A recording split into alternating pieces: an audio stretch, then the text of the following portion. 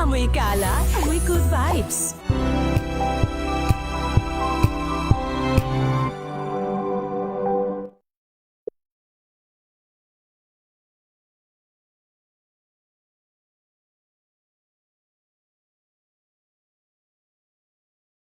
Huwayan ng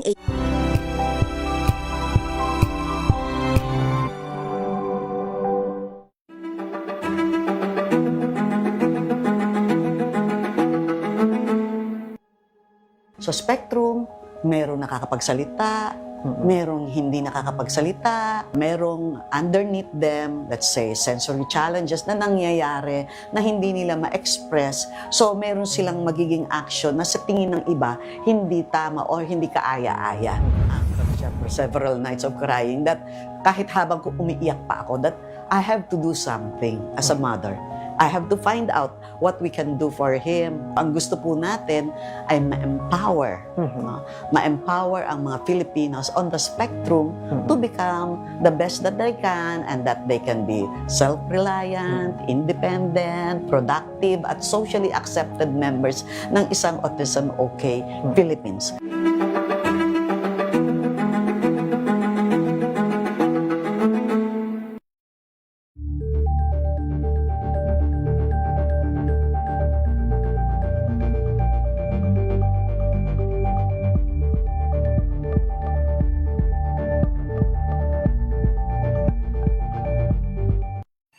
Mga balitang gigising sa inyong umaga. Mga balitang kailangan mong malaman. Oras sa Misa Thea. Ganap ng alas 4:40. Standby sa ating mga reports. Standby Leta Narciso. Standby Raymond at pa. Standby manang Milky Rigunan. Aba si Pangulong Ferdinand Bongbong Marcos Jr. Hinamon ng kanyang manang. Hinamon ni manang Senator Amy Marcos na itama ang makasinungalingan di umano ni Ramil Madriaga. Sinabi niyang sinungaling si Ramil Madriaga, wala daw term sharing ni Pangulong Bonget at VP Sara. Alamin natin ang detalye mula kay Aris number 28, Raymond at Paz. Please come in, Raymond. Mayor, hinamon ni Senador Amy Marcos ang kanyang nakababatang kapatid na si Pangulong Bongbong Marcos na magsalita ito hinggil sa mga umano'y kasinungalingan ni Ramil Madriaga. Ayon kay Marcos, magkasama sila nung panahon na nakikipag o nangyayari ang mga pag-uusap tungo sa 2022 election. Sabi ng senador, kung walang kinalaman ng Pangulo sa nangyaring paninira kay Vice President Sara Duterte, ay dapat lang ito magsalita. Hindi niya dapat hayaan ng mga politiko na gumagamit sa mga kasinungalingan ni Madriaga.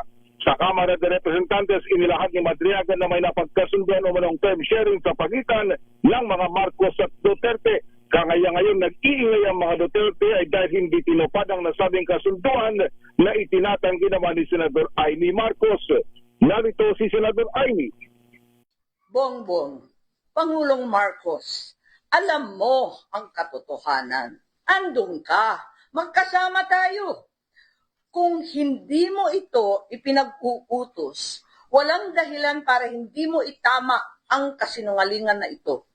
Huwag mong konsintihin ang mga politikong ginagamit ang sinungaling na si Madriaga. Si Senador Amy Marcos, ito si R.H. Fuente, boy, magtapaas para sa DCR. Raymond. Una sa Pilipinas, una sa Pilipino. Walang reaksyon si Senator Amy dun sa sinabi ni Attorney Paulo Panelo Jr. Na ang pag-testify daw ni Ramil Madriaga laban kay VP Sara ay ang kapalit ay freedom. Kalayaan! Kalayaan.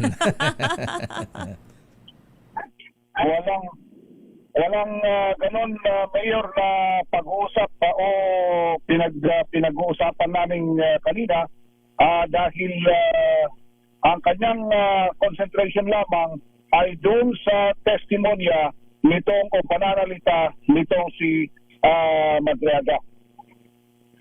Okay, at sinabing sinungaling si Madriaga.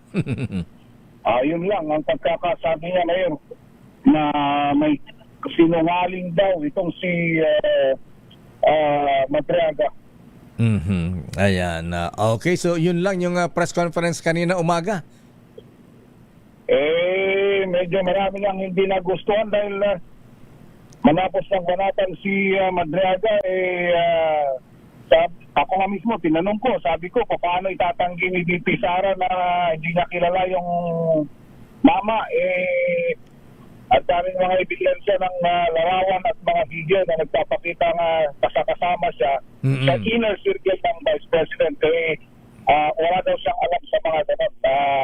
Pag ganun mga tanong na mayor, wala na daw siyang alam. Basta ang alam niya, sinungaling si Madriaga dahil hindi totoo na nagkaroon ng time sharing sa pagitan ng dalawang kampo noong panahon na nagkakaroon pa ng negosasyon kung sino ang tatakbong presidente at kung sino ang tatakbong vice presidente. Ayan, sabagay, tama lang naman. Kung ano yung meron lang naman siyang personal knowledge, doon siya dapat magsalita. Ayan. Okay nga, Rod. Yun yung pinatanggit niya. Okay nga, Rod. Maraming salamat, Raymond. Balik sa inyo, Mayor at Ms. Dea. At sa Malacanang Ito naman, na. Miss Thea, anong Dumako sabi? na tayo sa Malacanang, Lakay. Sinabing dapat malaman ang katotohanan sa mga isiniwalat ni Ramil Madriaga. I-detail mong balitang yan. RH14, Leth Narciso, Miss Leth. Miss Thea Lakay, naniniwala ang Malacanang na wala pang makapagsasabi sa ngayon kung ano ang katotohanan at ano ang kasinungalingan sa mga isiniwalat ng self-confessed bagman ni Vice President Sara Duterte na si Ramil Madriaga. Tugon ito ni Palace Press Officer Pierre Castro sa apela ni Senator Amy Marcos kay Pangulong Bongbong Marcos na itama ang anay mga kasinungalingan ni Madriaga, partikular ang tungkol sa umano'y term sharing dahil alam daw ng presidente ang katotohanan. Balik naman ni Castro sa Senadora, ano ba ang alam nito sa katotohanan? Iginit ito na mainam na marinig ang mga sasabihin ng sinumang testigo. Pakinggan natin si Yute Castro. Ano po ba ang kaalaman ni Senator Amy Marcos sa katotohanan? Hindi po ba dapat lumabas talaga ang katotohanan at madinig natin kung anong dapat sabihin ng sinumang witness? So wala makakapaghusga ngayon ang kung ano ang katotohanan at kung anong sinungalingan. Sa mga kumukwestiyon sa kredibilidad at pagkatao ni Madriaga, sinabi ni Castro na bilang trial lawyer, ang tinitingnan sa isang testigo ay ang kanyang nalalaman. Ito si Leth Narciso para sa DZRH, una sa Pilipinas, una sa Pilipino. Maraming salamat, Miss Let. Sa nakita natin may totoo at may kasinungalingan. Aglalaok na. Oo, halo-halo na. Ha? Filter mo na lang. Oo. Kaya tama lang na mailahad ang panig ng bawat kampo. Ayan. At bahala na ang taong bayan na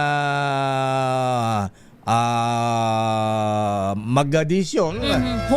Humatol kung alin ang tama at yan ay malalaman din natin sa impeachment trial sa Senado. Samantala, suspension naman ng excise tax sa gasolina at diesel. Mayayaman lang daw ang makikinabang. Di naman yata. Ba't mga maya? Siguro talaga makinabang sila. Ayan. Pero malaking bagay din ito sa ating mga ordinaryong mga mamamayan. Aris number 12, Manang Milky Rigunan, sino may sabi niyan? Milky. Lakay at Thea, sa ngayon hindi sinama nga ang gasolina at diesel sa suspension ng excise tax dahil mayayaman lang daw ang makikinabang. Ito ang paliwanag ni Finance Undersecretary Carlo Adriano, miyembro ng Development Budget Coordination Committee sa pagpapatuloy ng hearing ng DECA Tri-Committee on Legislative Energy Action Development o Lead Council ng Kamara. Ayon kay Adriano, ibinasa ang hakbang sa resulta ng 2023 Family Income and Expenditure Survey at datos mula naman sa Department of Energy. Sa 1 to 10 decile o antas ng populasyon, 1 ang pinakamahirap at 8 to 10 ang mayayaman, kung saan 50% sama ito ang malaki daw ang konsumo sa gasolina at diesel. Narito ang paliwanag ni Finance Undersecretary Carlo Adriano. Survey, the household are divided into 10 deciles. So the first decile is the poorest of the poor, yun po yung pinaka-poorest, and the 10th decile, yun po yung pinaka-mayayaman. So ang sinasabi ko po, when I say 8th to 10th decile, ito na po yung considered as one of the richest in terms of family household income. At ang kanila pong shares to total consumption for gasoline is almost at 50%. So when you remove the excise tax on gasoline, and in the case for diesel, na 85% po yung share ng 3 richest decile na yon, ang pinaka may kinabang po nito is actually those 3 richest decile. So yun po yung rationale ng recommendation ng DBCC, and that's why in the recommendation of the DBCC, we added that fuel discounts on 10 peso per liter for the transport sector or for the public utility vehicle, for the public utility transport. Pambawi naman Lakayatea, sinabi ni Adriano, naglaan ang gobyerno ng 10 pesos na fuel discount para sa transport sector. Paliwanag ni Adriano, 10 pesos ang fuel discount kumpara kung sususpindihin daw excise tax na abot lamang sa 6 pesos. Narito muli si Finance Undersecretary Carlo Adriano. At the same time, I would like to note that, again, ang diesel po na excise is only 6 pesos per liter. Ang binibigay po naming discount, ang napag-decidan right now, is already at 10 pesos per liter. So the discount right now is greater than when we suspend the excise tax on diesel, which is only at 6 pesos per liter. Payag ni Finance Undersecretary Carlo Adriano. Ako si News Milky. Regional Nagulat. Yes, Lakay. Meron na bang reaksyon ang mga members ng Justice Committee, lalo na kay Congresswoman Jervil Luistro, sa pahayag ng kampo ni VP Sara na ito'y mga katang-isip lamang at mabigat yung sinabi ni Attorney Panelo na ang kapalit daw ng testimonya ni Madriaga ay freedom, Kalayaan. ex-deal. XD. Oo, ang dami. Ang sabi naman Lakay ng ATDEA, ng mga miyembro ng Justice Committee, kung meron mang paliwanag itong si Vice President Sara Duterte at mukhang tinamaan sa maging testimonya daw nitong si Ramil Madriaga, ay magpaliwanag siya sa impeachment proceedings at welcome siya anytime sa pagdinig ng House Justice Committee. Palit daw na mag-press release at paliwanag yung kanyang school records, mas maganda na ipaliwanag niya sa hearing ng komite. Okay nga ron, abangan natin, suriin natin mabuti ang sinasabi ng magkabilang panig. Masisilayan Tama kaya ang yan, VP Lakay. dyan. Oo. Meron naman tayong kumbaga ay tignan din natin yung mga pagdinig at tapos posisyon na magkabilang panig. Mula sa Kamara, ako si Neil Cariguna Nagulat para sa DZRH. Una sa Pilipinas, una sa Pilipino. Maraming salamat, tama ng Milky. Maiinit ang ating mga balita, mga isyu ngayon. Sa iba pang balita, Lakay, iminungkahi ni Marikina Representative at House Ways and Means Committee Miro Kimbo na pag-aralan ng mga economic manager ni Pangulong Bongbong Marcos ang pagsuspindi sa pagpapataw ng VAT sa mga produktong petrolyo sa loob ng 2 buwan. Ito ay para maibsan ang pagtaas ng presyo ng mga pangunahing bilihin dahil sa epekto ng oil price crisis. Ayon kay Kimbo, magsisilbi itong breathing space para sa mga consumer kahit pansamantala lamang habang humahanap pa ng pangmatagalang solusyon ng gobyerno sa krisis. Paliwanag ni Kimbo, ang mawawalang revenue ng gobyerno ay ma-offset sa kinita ng pamahalaan sa first quarter ng taon. Dagdag pa ni Kimbo, kapag nakuha na ang threshold sa koleksyon ng VAT, pwedeng ikonsidera ang suspensyon nito dahil may windfall profit naman ang pamahalaan. Samantala, tinanggap na ni Pangulong Bongbong Marcos ang resignation ni National Security Advisor Eduardo Anyo. Sa press briefing sa Malacanang, kinumpirma ni Yusek Claire Castro na nagdesisyon na si Secretary Anyo na mag-retire sa serbisyo. Pinasalamatan naman ng Malacanang ang kalihim para sa kanyang dedikasyon at tapat na paglilingkod sa mga Pilipino. Narito si Yusek Castro. Secretary Anyo has decided to retire from public service after decades of continuous service in government and the military. We thank Secretary Anyo for his dedicated and distinguished service to the Filipino people.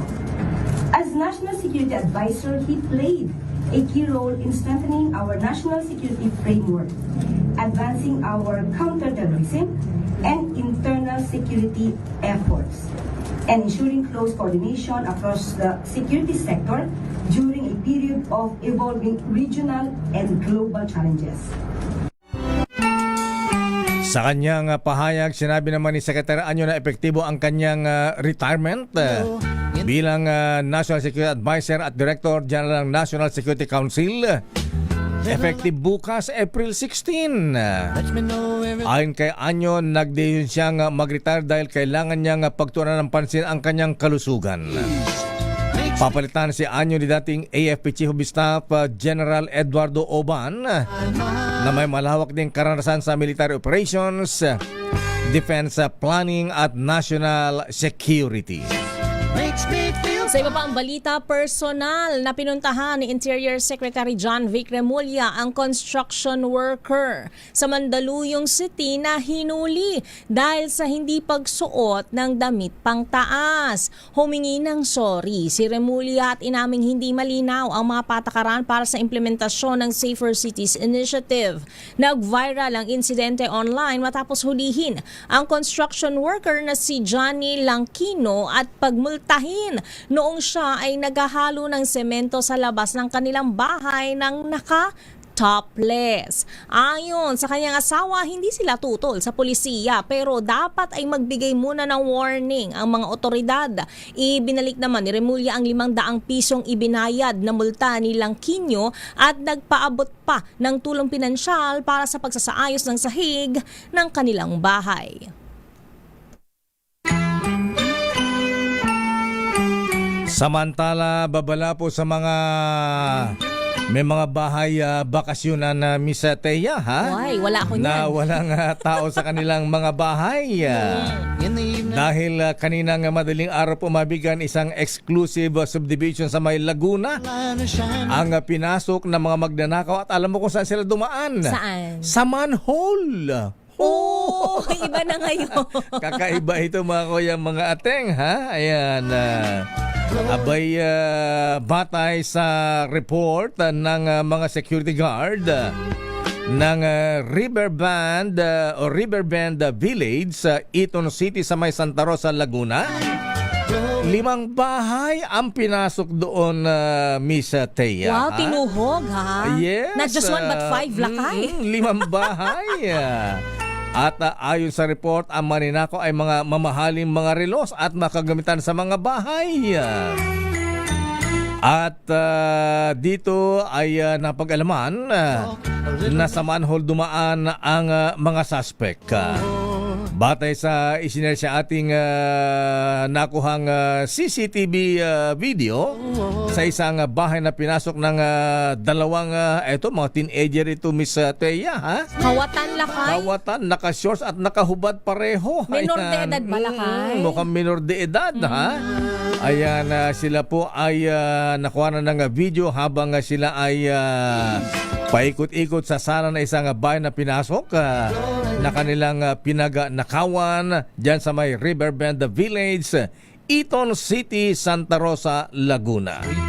At ang village na ito, ang Eton Village o Eton City, yan ay pag-aari ni business tycoon Lucio Tan. Grabe, ha? Lakay. Ayan, nasa hirap ng buhay ngayon. Ayan, dami ng dumadami ang krimen na naman ngayon. Nakawan.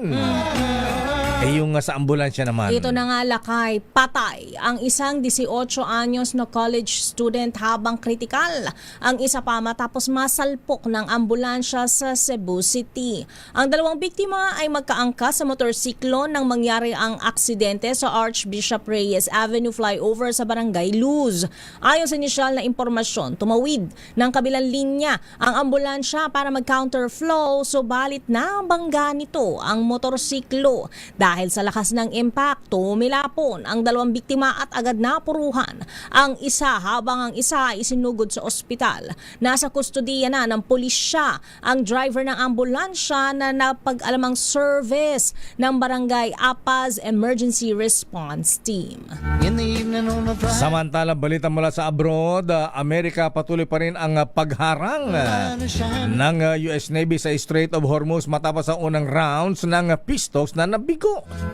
Alamin natin detalye latest mula kay James Galange. James, anong sabi ni Taco? Ayan, Taco. Ayan, Trump always chicken out. Ayan. Kala ko taco, burrito, taco. Alam, pagkain ha. James, please come in. Gulf, kasunod ng walang napagkasundo ang peace deal sa pagitan nila ng Iran. Matatandang ito ang pagbabanta ni US President Donald Trump itong weekend, kung kaya't inaasang mararamdaman muli ng iba't ibang mga bansa ang epekto nito sa kanilang mga produktong petrolyo. Giit naman ng Iran, hindi sila matitinag sa naturang hakbang ni Trump. Sa halip ay nagbanta pa ito na maaaring malagi sa panganib ang mga daungan sa Gulf kung magpapatuloy ang paghihigpit ng Amerika. Samantala, patuloy naman ang pamamagitan ng Pakistan sa pagitan ng US at Iran, kung saan kasalukuyang isinasaayos na ang inaasahang ikalawang rounds ng peace talks. Habang nalalapit na rin ang pagtatapos ng napagkasundang 2 linggong ceasefire, pinatupad kasunod ang ultimatum ni Trump sa Tehran. At sa kaugnay na balita, bunga rin na nangyayaring tensyon sa gitnang silangan ay ang hidwaan naman ni US President Donald Trump at Pope Leo XIV kung saan isang AI-generated image ay pinost ng Pangulo. Bagamat agad ding binurang naturang post, umani pa rin ito ng samot-saring reaksyon mula sa mga netizen at religious leaders na nagsasabing may tuturing itong isang uri ng kalapastanganan o blasphemous act laban sa pangalan ng Diyos. Ngunit ang tanungin ng Pangulo ukol dito, sinabi niyang hindi naman ito kagusto maging katulad o kaimahin ni Jesus, bagkus gusto lamang niya maging itsurang doktor na nagpapagaling sa mga tao. I did post it and I thought it was me as a doctor and had to do with Red Cross as a Red Cross worker there, which we support, and only the fake news could come up with that one. So I just heard about it, and I said, how did they come up with that? It's supposed to be me as a doctor making people better, and I do make people better. I make people a lot better. Ito si James Galange ng DZRH TV, una sa Pilipinas, una sa Pilipino. Ang demonyo ng White House, ayan. Nakailangan atang bendisyonan na to. Dapat ilublob ito sa holy Ilublob water. na. Hindi na wiwisikan, ilulublob. Okay. Ayan, ito ang bagong demonyo ng buong mundo. Dahil sa kanya pumahabigan nagulo. Ayan, ang buong mundo, ang dami naghihirapan. At ang dami pang nangangamatay kasama ng mga inosente, mga bata, mga matatanda. Ito dapat ini-impeach Ayan, asan mga Amerikano? Ayan. Buang ang presidente ng Amerika. Sports, Miss Thea. Alex Ayala nalaglag sa Porsche Tennis Grand Prix matapos matalo kay Phil Canadian Leylah Fernandez. Idetalye mo balita, Millie Borja. Natapos agad ang kampanya ni Alex Ayala sa Porsche Tennis Grand Prix matapos siyang talunin ni world number 25 at Filipino-Canadian na si Leylah Fernandez sa straight sets with 6-1, 6-4 score sa opening round sa Germany. Mabilis na kontrolado ni Fernandez ang unang set matapos agad makuha ang 4-0 na abante. Nahirapan si Ayala sa matinding pressure sa kanyang second serve at sa matatalim na anggulo ng palo ng Filipino-Canadian dahilan upang makuha nito ang unang set at 6-1. Sa ikalawang set, nagpakita ng laban si Ayala at nakapuntos pa ng ilang aces upang makadikit sa 3-2. Gayunman, muling nakalamang si Fernandez with 5-2 bago sinubukang humabol ni Ayala sa 5-4 matapos makasagip ng 2 match points. Sa huli na isara ni Fernandez ang laban sa ikatlong match point upang tuluyang makausad sa susunod na round. Matapos ang laban, sinabi ni Fernandez na parang playing a mirror ang laban nila ni Ayala dahil magkahuwig umano ang kanilang estilo ng laro. Ayon pa kay Fernandez, matagal niya nang napansin ang bilis ng laro ni Ayala noong napanood niya ito sa Rafa Nadal Academy. Sa kabila ng pagkatalo, muling ipinakita ni Ayala ang kanyang tapang laban sa mas mataas na ranggong kalaban sa WTA Tour. Ito si Millie Borja ng DZRH TV, una sa Pilipinas, una sa Pilipino. Tsaka Millie magkahawig pa si may hawig. Hawigan Itong sila. si Leylah Hernandez at Alex Ayala. Parehong Pinay, naglaban. Yun. Showbiz, Miss Thea. Aura Briguela na ospital dahil sa acute gastroenteritis. Idetalye mo balitang yan, Angelica Cosme. Na ospital ang komedyanteng si Aura Briguela Sa pamamagitan ng Instagram story, ibinahagi nitong na-diagnose siyang may acute gastroenteritis with mild to moderate dehydration.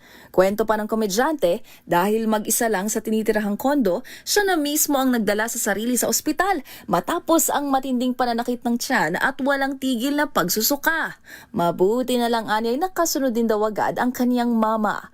Sa palagay ni Aura, nakuha ang sakit dahil ilang araw na raw siyang walang maayos na kain at kulang sa pag-inom ng tubig. Sa kabila naman ng nangyari, laking pasalamat ng komedyante na normal ang resulta ng mga isinagawang test sa kanya at kailangan lang daw ipagpatuloy ang pagpapahinga, sundin ang mga niresetang gamot at tamang pagkain.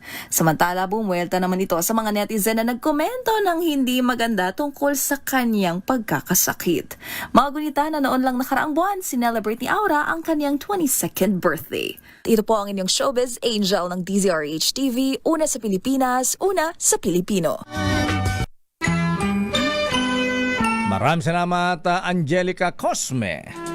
At bago tayo magpaalam, Miss Thea, ayan, ito nga pala report ng ating business correspondent. Magkano lakay? Mr. Michael is my guy. Naku, medyo sumadsad na naman ang halaga ng piso, ha? Nagsara po ang trading sa palitan ng piso laban sa dolyar. 60 pesos and 11 centavos per dollar. Kahapon ay 59.87 na. Ayan.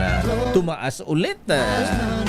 Kaya batiin na lang natin happy birthday. Ayan. Happy birthday! Si ating Marlene Caballero, ating happy birthday.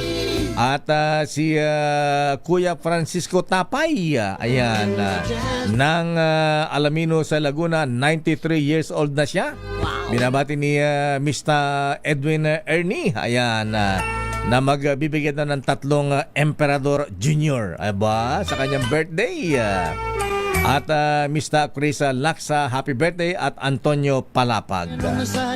At pinapalam din natin sa mga kakilala kaibigan ng ating mga kasamahan, Ramil Tisoy Oliveros, na ang dating reporter ng DCWB na si Eileen Incha Ibay ay sinundo na po ni Lord. Dahil sa sakit na cancer. Siya ay nakaburo ngayon sa Golden Haven, Las Piñas.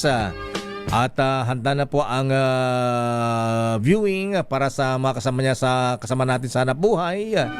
At ang last day po ay ang libing ay April 18, araw ng Sabado.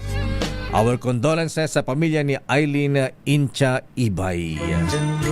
Alam ko inihingi pa natin ng tulong ito sa Miss Thea, sa PCSO. Ayan.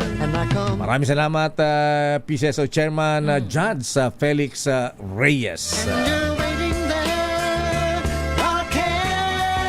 Samantala, yan na nga ang kabuhan nating mga balitaan. Ayan, sabi ni, gusto mo magpalamig-lamig, ha? Ayan. Saan yan, lakay? Oo, dyan sa, birthday din nga pala ni Attorney Amabel Laksama. Ayan, Laksama, di ba Laksama na ito, Kuya James Brillantes, ha? Attorney Amabel Laksama, Africa ng Supreme Court, at DPWH Undersecretary General Charles Kalima Jr. ba? Happy birthday po. Alaba tayo dyan. At buti ka pa, Ramil Tisoy Oliveros, ha? Ayan. Nasa last hole na raw siya. Ayan. Ay, wow. Pumapalo pa rin kahit tinikang araw. Oo, sa Wakbak Golf and Country Club. Ayan. Huwag kang magtitipid, Tisoy, ha? Ayan, kumuha ka ng umbrella girl para makatulong ka naman. Ayan. At para iwas sa heat stroke, ha? Uminom na maraming tubig. Yun. Ayan, gandang hapon. Ayan.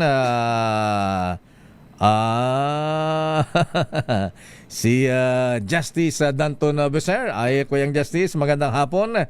Pero sabi ni Romel Cabanela, ayan, lakay, welcome kayo sa Cabanela's Place Resort para magbantay at para safe mga guest ko.